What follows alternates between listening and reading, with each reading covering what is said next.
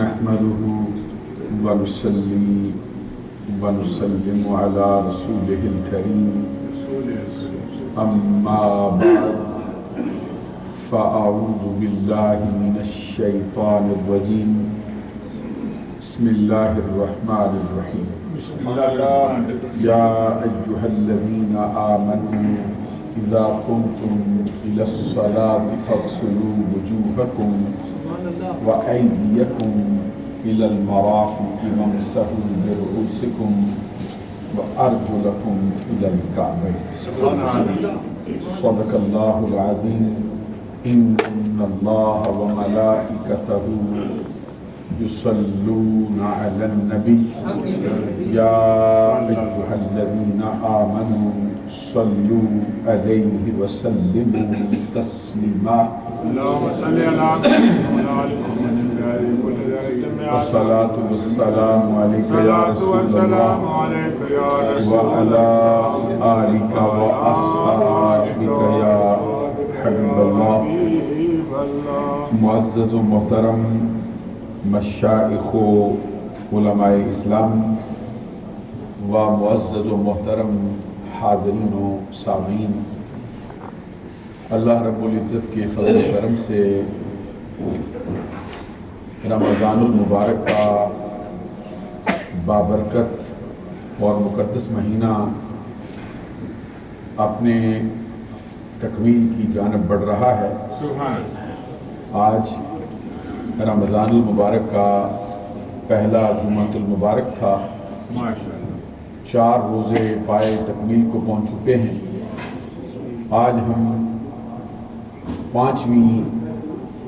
پانچویں روزے کی نماز تراویح ادا کرنے کے لیے حاضر ہیں.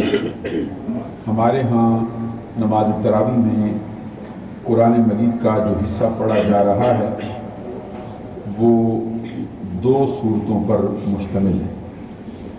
سب سے پہلے سورہ نساء کی 30 آخری آیات جو 3 رکوعوں سے کچھ زائد پر مشتمل ہیں تلاوت کی جائیں گی. یہ چھٹے پارے کا پہلا چوتھائی حصہ. اس کے بعد قرآن مجید کی ترتیب اصلی کے اعتبار سے اس کی 5ویں سورہ مبارکہ جس کا نام سورۃ المائدہ ہے، جو بذات خود 16 رکوعوں پر مشتمل ہے.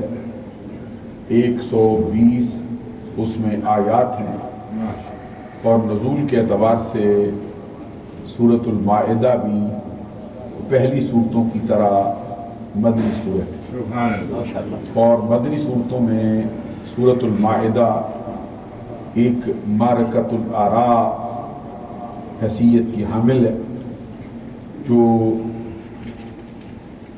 واض و نصیحت سے، احکام سے اور خصوصی مسائل سے بھرپور سورہ مبارکہ ہے.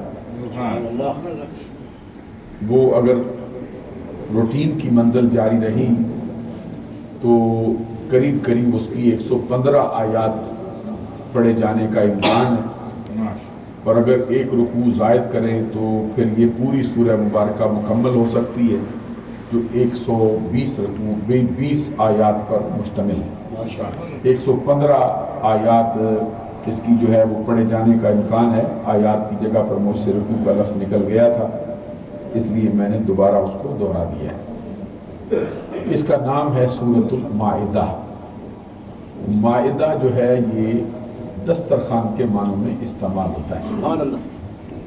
اس کی بڑی مشہور و معروف آیت کریمہ ہے، قال عیسیٰ ابن مریم اللہم ربنا انزل علینا مائدۃ من السماء تکون لنا عیدا لاولنا وآخرنا وآیۃ منک وارزقنا وانت خیر الرازقین. حضرت عیسیٰ جو مریم کے لخت جگر ہیں، انہوں نے اللہ تبارک و تعالیٰ کی بارگاہ میں عرض کیا اللہم، اے اللہ. اللہم جو ہے یہ یا اللہ کے معنوں میں استعمال ہوتا ہے. ربنا، اے ہمارے پروردگار، اے ہمارے مالک. دو مرتبہ یہ لفظ جو ہے وہ مختلف الفاظ کے ساتھ آیا. پہلے اللہم پھر ربنا. اے اللہ، اے ہمارے رب، انزل علینا مائدہ من السماء، آسمانوں سے ہم پر کھانے کا دسترخوان نازل فرما. تکون لنا عید لاولنا و آخرنا، جس دن وہ کھانا ہمارے لیے اترے وہ ہمارے اگلوں کے لیے اور ہمارے پچھلوں کے لیے. اگلوں سے مراد ہمارے زمانے والے افراد کے لیے، اور پچھلوں سے مراد جتنے ہمارے پیروکار آئیں گے ان سب کے لیے عید کا دن ہوگا. وآیۃ منک، اور تیری طرف سے نشانی ہوگا. وارزقنا وانت خیر الرازقین، بے شک تو سب سے بہتر رزق عطا فرمانے والا ہے. اس مائدہ سے یہ جو ہے اس کا نام نامی اسم گرامی سورۃ المائدہ رکھا گیا ہے. یہ کھانے کے دسترخوان والی سورہ مبارکہ. حضرت عیسیٰ روح اللہ کلمۃ اللہ کی گزارش پر اللہ تبارک و تعالیٰ نے پھر وہ ان کی دعا کو شرف قبولیت بخشا ہے اور ان کو آسمانوں سے کھانے کا دسترخوان عطا کیا ہے.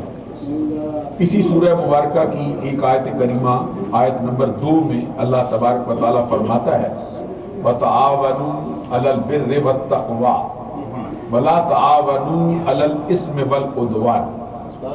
نیکی کے کاموں میں اور پرہیزگاری کے کاموں میں ایک دوسرے کی مدد کرو. توجہ طلب بات ہے کہ اللہ تبارک و تعالیٰ خود فرماتا ہے ایک دوسرے کی مدد کرو. وَلَا تَعَاوَنُوا عَلَى الْإِثْمِ وَالْعُدْوَانِ، اور زیادتی کے کاموں میں، ظلم کے کاموں میں، تعدی کے کاموں میں ایک دوسرے کی مدد نہ کرو. معلوم ہوا کہ اللہ تبارک و تعالیٰ خود اپنے بندوں کو ایک دوسرے کی مدد کرنے کا حکم صادر فرماتا ہے.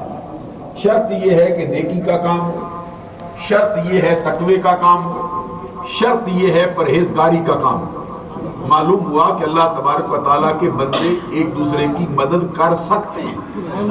اور خود قرآن مجید کے اندر اسی سورہ مبارکہ میں اللہ تبارک و تعالیٰ فرماتا ہے کہ ایمان والوں کا انما ولیکم اللہ ورسولہ والذین آمنوا الذین یقیمون الصلاة ویؤتون الزکاة وہم راکعون. حقیقت یہ ہے کہ اللہ تمہارا مددگار ہے، اللہ کا رسول تمہارا مددگار ہے، اور اللہ کی عطا سے جو اللہ اور اس کے رسول پر ایمان لانے والے لوگ ہیں وہ تمہارے مددگار ہیں. ان کی نشانی کیا ہے؟ وہ نماز قائم کرتے ہیں، زکوٰۃ ادا کرتے ہیں. یہ زکوٰۃ ادا کرنے والے، نماز کی پابندی کرنے والے مومن یہ ایک دوسرے کے مددگار ہیں. اللہ اکبر، قربان جائیں. معلوم ہوا کہ اللہ تبارک و تعالیٰ کی عطا سے اللہ کے بندے ایک دوسرے کے مددگار ہو سکتے ہیں. وہ جو قرآن مجید کی سورہ فاتحہ کی آیت کریمہ ایاک نعبد و ایاک نستعین، خاص تیری ہی ہم عبادت کرتے اور خاص تجھ ہی سے مدد مانگتے. اس کا مطلب یہ ہے کہ اللہ تبارک و تعالیٰ کی ذات کے سوا حقیقی معنوں میں کسی سے مدد نہیں طلب کرتے. حقیقی اعتبار سے مدد صرف اسی سے مانگتے ہیں، لیکن اللہ کے برگزیدہ بندوں سے جو مدد مانگی جاتی ہے یہ اس وجہ سے کہ وہ اللہ تبارک و تعالیٰ کی عطا سے مدد کر سکتے ہیں.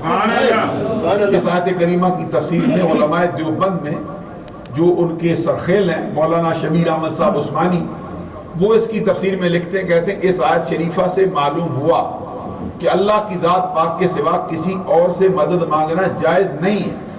ہاں اگر اللہ کے کسی بندے کو محض واسطہ رحمت الہی سمجھ کر مدد مانگی جائے اور غیر مستقل سمجھ کر مدد مانگی جائے تو یہ جائز ہے، اس لیے کہ اللہ کے بندوں سے مدد مانگنا حقیقت میں اللہ ہی سے مدد مانگنے کے مطابق. آپ اندازہ لگا سکتے ہیں کہ اللہ کے نیکوکار بندوں سے مدد مانگنا اس حیثیت سے کہ وہ اللہ کی ذات کے، اللہ کی صفات کے مظہر ہے، اس کی صفات کے مظہر ہونے کی حیثیت سے ان سے مدد مانگی جائے تو یہ شرک نہیں بلکہ یہ عین توحید ہے.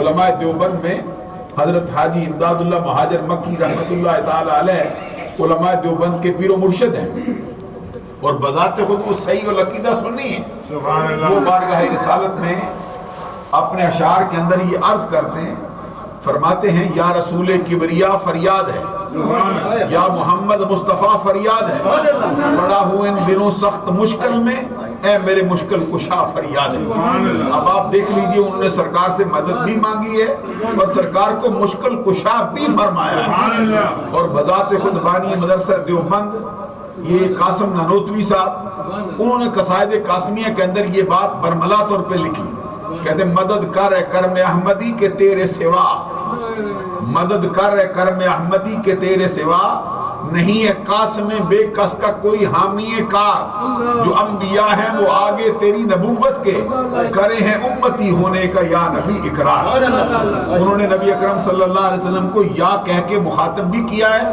اور سرکار سے مدد بھی طلب کی ہے، اور یہ بھی کہا ہے کہ جب مجھے کوئی پریشانی لاحق ہوتی ہے تو میں آپ ہی کو مدد کے لائق سمجھتا ہوں۔ اور بذات خود مولانا اشرف علی تھانوی صاحب نے، جو علماء دیوبند میں حکیم الامت کا لقب رکھتے ہیں، انہوں نے اپنی کتاب نشر الدین بذکر النبی الحبیب میں نبی اکرم صلی اللہ علیہ وسلم کی بارگاہ اقدس میں یہ استغاثہ پیش کیا ہے اور کہتے ہیں یا شفیع العبادی خود بیدی انت فی الاضطراری معتمدی، اے بندوں کی شفاعت فرمانے والے میرا ہاتھ پکڑیے، اے بندوں کی شفاعت فرمانے والے میری رہنمائی فرمائیے، میری دستگیری کیجیے، اس لیے کہ جب بھی مجھ پر کوئی مصیبت آتی ہے میرا تقیہ، میرا بھروسہ آپ کی ذات پہ ہوا کرتا ہے۔ اب آپ اندازہ لگا سکتے ہیں کہ ان کے ہاں بھی مدد کیسے مانگی جاتی۔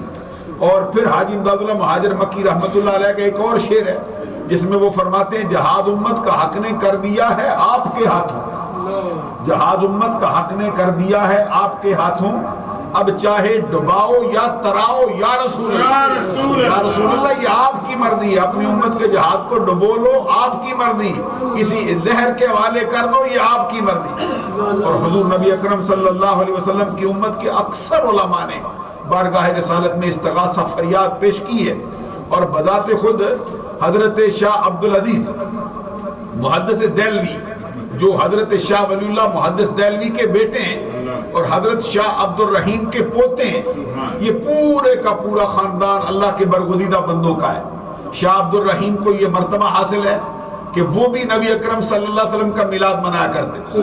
حضرت شاہ ولی اللہ محدث دہلوی کہتے ہیں میں نے تو سرزمین مکہ المکرمہ میں بھی سرکار کا میلاد ہوتے دیکھا ہے۔ شاہ عبدالعزیز محدث دہلوی بھی کہتے ہیں کہ فقیر کے گھر کے اندر پورے سال میں 2 محافل منعقد ہوتی ہیں، ایک ان میں سے عاشورہ محرم یعنی 10 محرم الحرام کی جو بیاد حسنین کریمین منعقد ہوتی ہے، اور ایک محفل جو ہے وہ ربیع الاول کی 12ویں تاریخ کو آقا کونین کے میلاد کے عنوان سے منعقد ہوتی ہے۔ معلوم ہوا کہ ان کے ہاں بھی نبی اکرم صلی اللہ علیہ وسلم کا میلاد ہوا کرتا تھا۔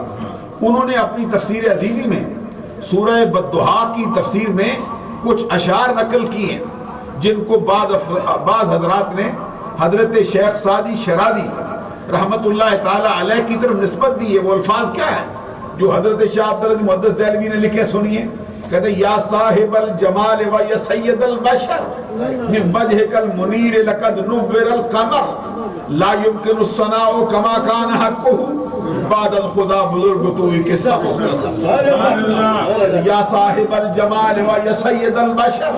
اللہ اکبر، کیسے الفاظ لائے چن چن کے۔ کہتے اے خوبصورت چہرے والے، اے خوبصورت اداؤں والے، اے تمام نسل انسانی کے سید، تمام نسل انسانی کے سردار، تمام نسل انسانی کے رہبر و رہنما، یا صاحب الجمال و یا سید البشر من وجهك المنیر لقد نور القمر۔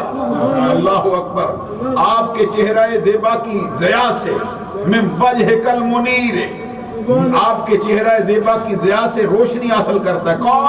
کون چمکتا ہے؟